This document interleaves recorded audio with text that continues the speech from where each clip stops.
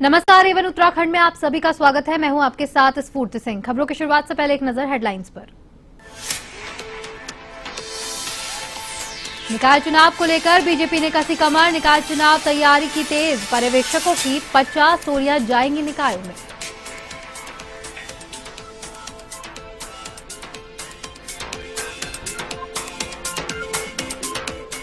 पहाड़ों से पलायन रोकने की पहल। स्वरोजगार के लिए धामी सरकार की रही प्रयास। जहां सरकार दे रही होम स्टे को बढ़ावा।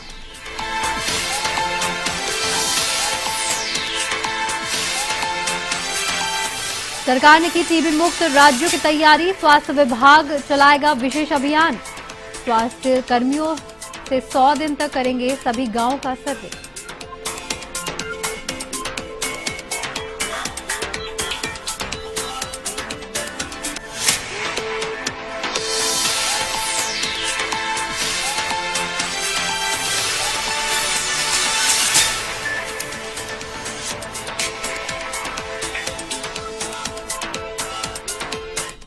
और अब खबरें विस्तार से। बांग्लादेश में हिंदू अल्पसंख्यकों पर हो रहे अत्याचार और मंदिरों को तोड़े जाने की घटनाओं के खिलाफ महानगर कांग्रेस ने कड़ा विरोध जताया है। इस विरोध प्रदर्शन के दौरान केंद्र सरकार का पुतला दहन कर राष्ट्रपति के नाम ज्ञापन सौंपा गया। वहीं प्रदर्शनकारियों की मांग है कि केंद्र सरकार बांग्लादेश में हिंदुओं की सुरक्षा सुनिश्चित करने के लिए तुरंत कदम से प्रयास करे और राजनीतिक दबाव बनाए। महानगर कांग्रेस ने यह भी साफ किया है कि बांग्लादेश में हिंदुओं के उत्पीड़न और धार्मिक स्थलों पर हमलों को लेकर उनकी नाराजगी केंद्र सरकार की निष्क्रियता के प्रति है। इसी के साथ उन्होंने कहा है कि बांग्लादेश में हो रही इस घटना पर कड़ा रुख अपनाना जरूरी है ताकि वहां रहने वाले हिंदुओं को सुरक्षा मिल सके।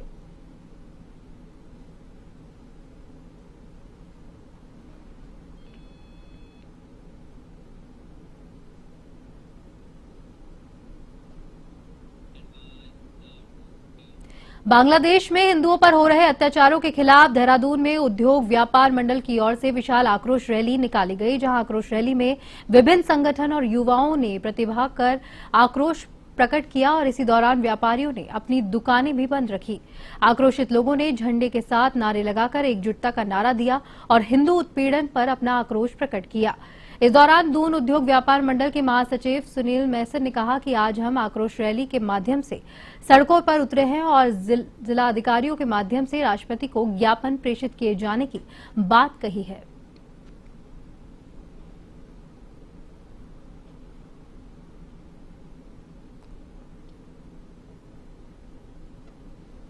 बांग्लादेश के लिए बहुत बड़ा संदेश है।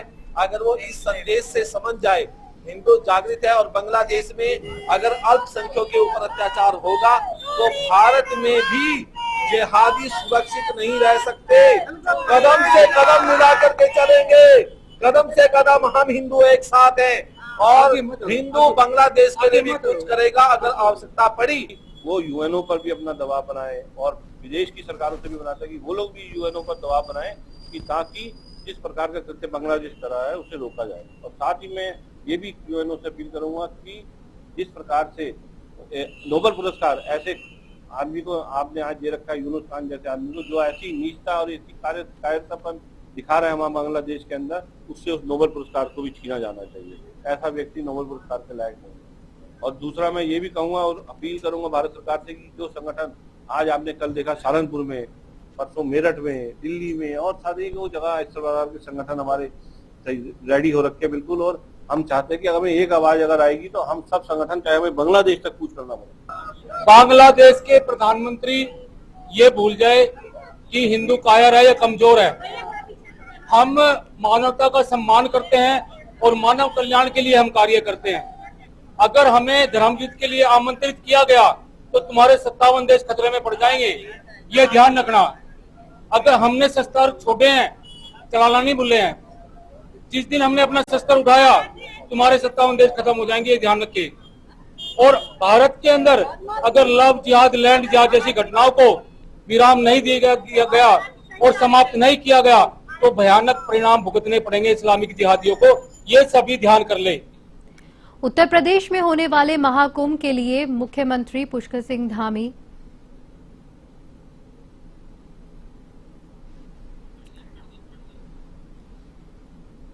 महाकुंभ में उत्तराखंड को एक अलग से पंडाल सजाया जाएगा, जहां पर उत्तराखंड की संस्कृति को भी दर्शाया जाएगा।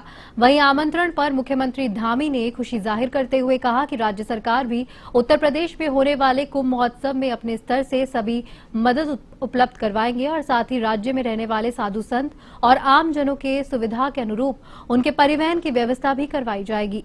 आपको बता दें कि मुख्यमंत्री धामी प्रयागराज महाकुंभ को लेकर उत्तराखंड की कार्य योजना के लिए पूर्व में भी बैठक कर चुके हैं।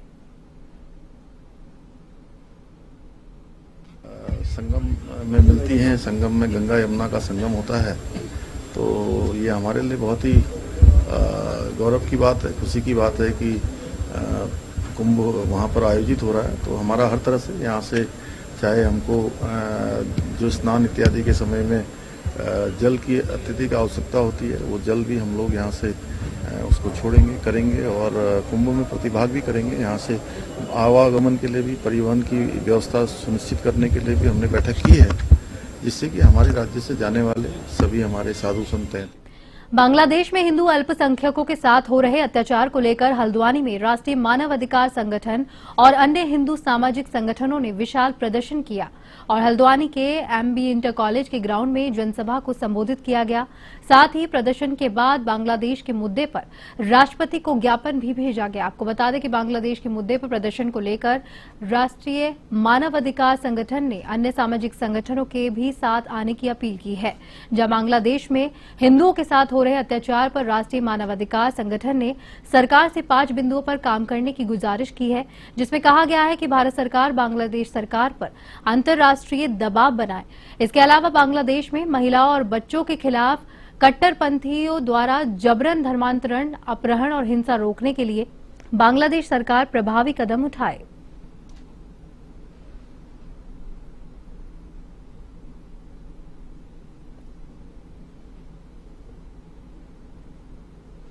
समस्त हिंदू समाज एकत्रित होकर यह संदेश दे रहा है कि हम हिंदू समाज को एक होना अनिवार्य है और हिंदुओं पे हो रहे अत्याचार को रोकने के लिए हिंदू समाज को अपनी एकता को दिखाने का काम करना पड़ेगा।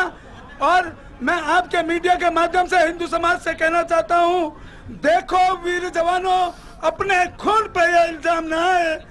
आज जरूरत इसलिए है क्योंकि हम लोग सब बट गए हैं। अब बांग्लादेश में आप सब लोग देख रहे हो कैसे हमारा हिंदुओं का सनातन धर्म का मंदिर तोड़ा जा रहा है। हमें अलाउड नहीं हो रहा है, कंठी पहनना अलाउड नहीं कर रहे, तिलक लगाना अलाउड नहीं कर रहे। बताओ ऐसी कंडीशन हमारे ही देश में, बांग्लादेश हमने ही बना रखा था तोड़ के, और हमारे देश में हमें ही नहीं अपना सनातन धर्म का प्रचार करने दे रहे। इसलिए आज हम सब हल्द्वानी के सारे अपने अपने संस्था जो भी है, जब भी समिति है, सारी समिति इकट्ठा होके और आज हिंदू के लिए लड़े। सब आज अच्छा लग रहा है, सब एक हिंदू एकजुट है।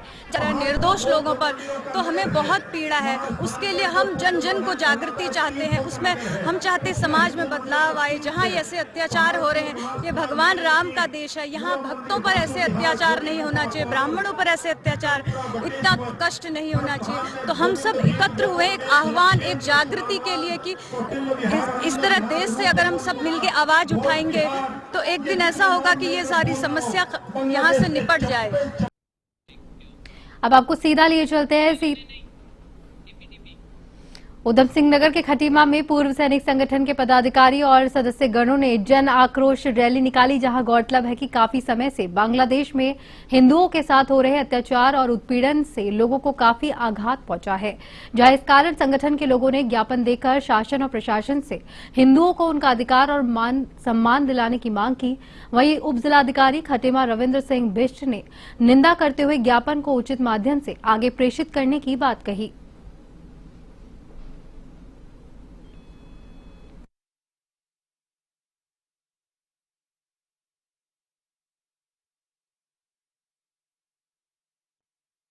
देखिए, पिछले कुछ समय से बांग्लादेश में जो हिंदुओं के ऊपर अत्याचार है, उसी के आक्रोश में कि जन आक्रोश रैली हमारे पूर्व सैनिक संगठन खटीमा के वालों ने निकाली थी। उन्होंने ज्ञापन मेरे को दिया, ज्ञापन में उचित माध्यम से मैं प्रेषित कर दूंगा और इन सब चीज़ों की निंदा। जो अत्याचार हो रहा है और हमारे जो बहनों के साथ, जो माताओं के साथ जो अत्याचार हो रहा है, वो हमारे से सहन नहीं हो रहा है। क्योंकि हमारे पूर्व सैनिकों ने जो 71 की लड़ाई में जो है जो कि हमारे पूर्व सैनिक हैं, उनको भी वो भी आज पीड़ित हैं कि उनका दर्द देख करके हम लोगों को शांत नहीं हो रहा है, जिस कारण से आज हमने बहुत भारी संख्या में यहाँ पर रैली निकाली है और हम भारत सरकार से चाहते हैं कि इसमें जल्दी से जल्दी हस्तक्षेप करके उनका उत्पीड़न को बंद करें। ऋषिकेश के निकट ढालवाला में करीब 4 करोड़ 84 लाख रुपए की लागत से बने तटबंध का कैबिनेट मंत्री सुबोध उनियाल ने लोकार्पण किया। इस तटबंध के बनने से क्षेत्र के लोगों को जहां बरसात में बाढ़ की चिंता नहीं सताएगी, वहीं जंगली जानवरों के आवासीय कॉलोनी में घुसने पर भी प्रतिबंध लगेगा। इस मौके पर कैबिनेट मंत्री ने कहा कि तटबंध निर्माण में गुणवत्ता का भी पूरा ख्याल रखा गया है। जहां तटबंध का निर्माण पूरा होने पर क्षेत्र के लोगों ने सुबोध उनियाल का आभार व्यक्त किया।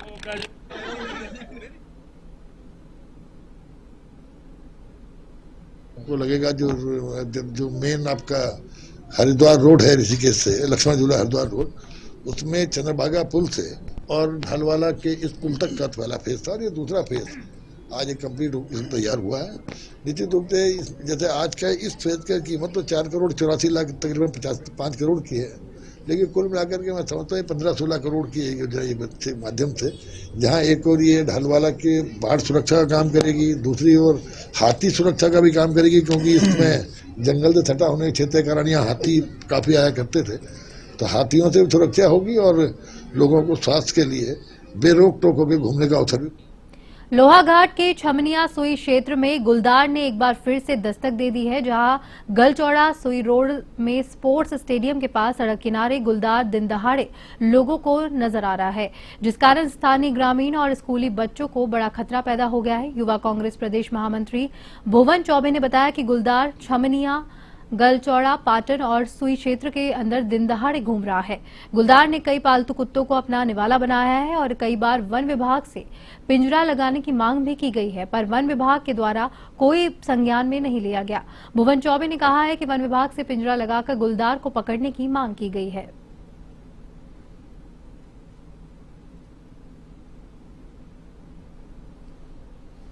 देहरादून में भिक्षावृत्ति के लिप्त बच्चों का रेस्क्यू करने का कार्य जारी है, जहां पर जिलाधिकारी देहरादून सवीन बंसल के निर्देशन में काम कर रहा है, जहां पर भिक्षावृत्ति में लिप्त 9 बालक और 2 बालिकाओं को घंटाघर, बल्लूपुर और कावली रोड बसंत विहार से रेस्क्यू किया गया है। 4 बालकों को राजकीय शिशु सदन में और 1 बालिका को राजकीय बालिका निकेतन में रखा गया है। 3 बालकों को समर्पण में और 1 को राजकीय शिशु सदन में और 2 को समर्पण में रखा गया है।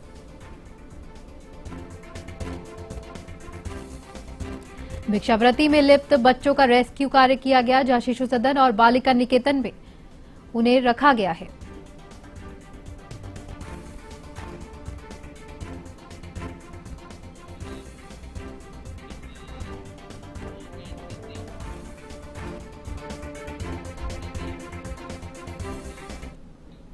ओएनजीसी से रिटायर्ड इंजीनियर अशोक कुमार गर्ग की चाकू से गोदकर हत्या का मामला सामने आया है और अलंकनंदा एनक्लेव स्थित एक मकान में घायल अवस्था में पाए गए, जहां पेट पर गहरे घाव के निशान थे। पुलिस उपचार के लिए उन्हें तत्काल अस्पताल लेकर गई, जहां पर डॉक्टरों ने उन्हें मृत घोषित कर दिया।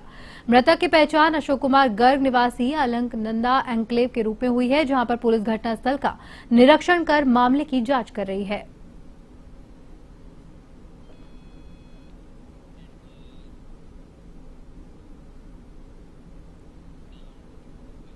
ठंड से बचाव के लिए विभिन्न स्थानों में अलाव जलाने, रेन बसेरों में आवश्यक सुविधाएं मुहैया करवाने और मुख्यमंत्री के सचिव दीपक रावत ने हल्द्वानी के विभिन्न क्षेत्रों का निरीक्षण किया। उन्होंने नगर में संचालित राजपुरा स्थित महिला और पुरुष रैन बसेरों की व्यवस्थाओं का जायजा लिया। साथ ही ठंड से बचाव के लिए सार्वजनिक स्थानों में जलाए जा रहे अलाव का भी निरीक्षण किया गया। निरीक्षण के बाद आयुक्त द्वारा मंडल के सभी डीएम को निर्देश दिए गए और जनपद स्तर पर ठंड से बचाव के लिए विभिन्न क्षेत्रों, नगर और ग्रामीण कस्बों में नियमित रूप से अलाव जलाने और अन्य सुविधा उपलब्ध करवाने के निर्देश दिए गए।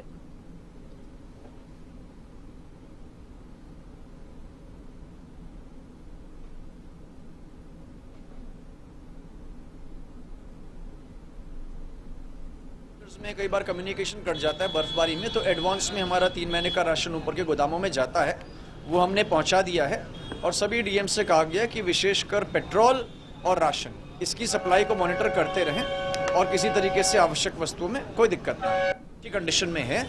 लेकिन हमारे पास एक तो अच्छा साइनेज नहीं है वो कहाँ पे, दूसरा कई बार कोई बस अड्डे पे अचानक लैंड कर गया तो उसको पता भी नहीं होता है। तो मैंने एक तो कहा है कि एक अच्छी बड़ी फ्लेक्सी हम बस अड्डे पे अपनी छपवाएं, आपके माध्यम से भी ये मैसेज जाए कि 2 रैन बसेरे हल्द्वानी में हैं और वहाँ पे जो हमारा कंसर्न पर्सन है उसका मोबाइल नंबर भी फ्लेक्सी में लिखा हो। बांग्लादेश में हो रहे हिंदुओं पर अत्याचार के विरोध में संत समाज के लोगों के नेतृत्व में विभिन्न संगठनों ने आक्रोश रैली निकाली। रैली रेंजर्स ग्राउंड से शुरू होकर घंटाघर, पलटन बाजार, जामा मस्जिद के पास होती हुई कलेक्ट्रेट पहुंची, जहां पर एसडीएम को राष्ट्रपति के नाम ज्ञापन दिया गया। आक्रोश रैली में हजारों की संख्या में लोगों ने भाग लिया। इस दौरान बांग्लादेश सरकार के खिलाफ जमकर नारेबाजी हुई।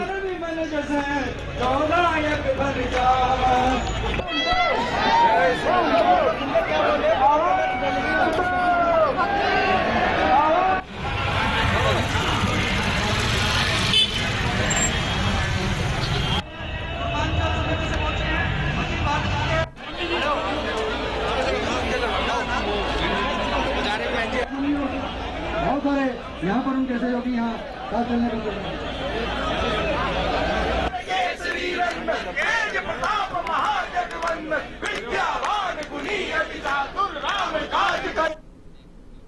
उत्तराखंड को टीबी मुक्त बनाने के लिए स्वास्थ्य विभाग की तरफ से प्रयास किए जा रहे हैं। हाल ही में उत्तर भारत के राज्यों द्वारा टीबी के बेहतर उपचार के लिए सभी स्टेट टास्क फोर्स की बैठक हुई, जहां उत्तराखंड स्टेट टास्क फोर्स के अध्यक्ष डॉक्टर अनुराग अग्रवाल ने कहा कि अब कुछ ऐसी दवाइयों का मेल उपलब्ध है जहां पर टीबी का 1.5 साल तक चलने वाला उपचार लगभग 9 महीनों में पूरा हो जाएगा।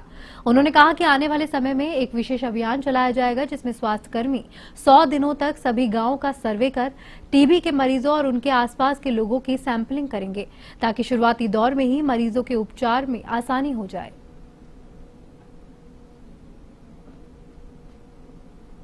इसमें कुछ दवाइयाँ का कॉम्बिनेशन इस तरीके का अवेलेबल होगा प्रोग्राम में, जिसमें बिगड़ी हुई टीबी जहाँ पहले 2 साल तक इलाज चलता था या 1.5 साल तक, वो 6 से 9 महीने में ठीक होने का चांस उसमें बढ़ जाएगा।